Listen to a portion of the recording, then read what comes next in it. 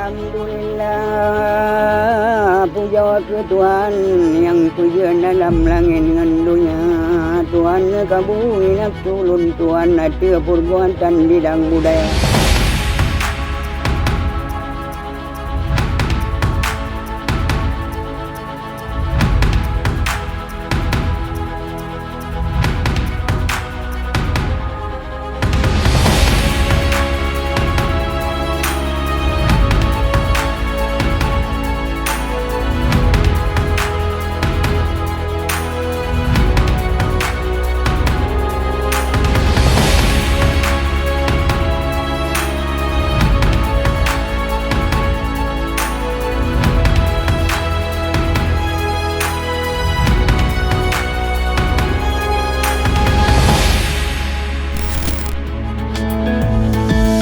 Assalamualaikum warahmatullahi wabarakatuh.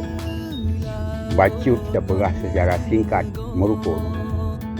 Mula pertama manusia diajarkan agama secara agama karena sejak dulu waktu belum berkembangnya agama Islam di Aceh, hanya bermacam bentuk kesenian lain yang kira-kira jauh dengan menyimpang dengan agama. Lalu datang orang ahli, orang dari pendatangnya dari boleh kita katakan kiriman orang dari Saudi Arabia. Jadi diajarlah merukun, diajak muafakat beberapa orang untuk diajarkan agama dengan ucapan La ilaha illallah Muhammadur Rasulullah. Nah, itu yang pertama, maksud yang pertama yang diajarkan oleh sejarah-sejarah terjadinya merukun. Begini, secara saya yang mengenal merukun pertama itu ada orang yang dikirim Khalifah Abu Bakar ke Aceh zaman dulu masa sebelum agama Islam.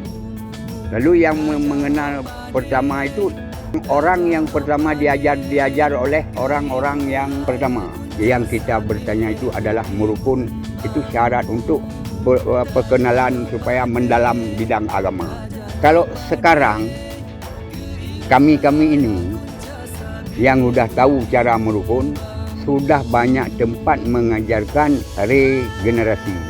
Ada yang wanita, ada yang pria, anak-anak SD, SMP, SMA sekarang sudah ada yang kami latih beberapa tempat. Itu termasuk Dinas Pendidikan mempeduli masalah latihan regenerasinya itu.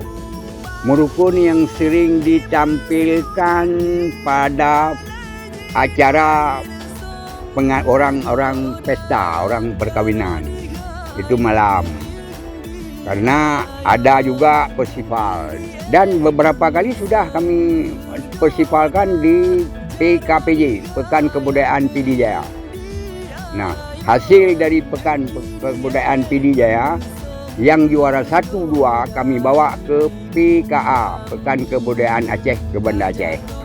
Begini harapan saya, kalau sudah dibuat festival merukun PD dan PD Jaya, harapan kami tua-tua ini ingin supaya berkembang merukun itu di PD Jaya dan Aceh lainnya, supaya berkembang itu masalah agama.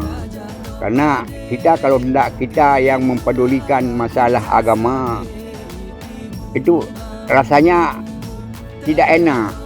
Lalu itu pengharapan saya supaya berkembang kepada sampai ke desa-desa, sampai ke kampung-kampung di dusun yang kira-kira jauh dengan kota, harus ada latihan merukun supaya karena kebiasaan merukun itu supaya suka laki dan perempuan yang lainnya.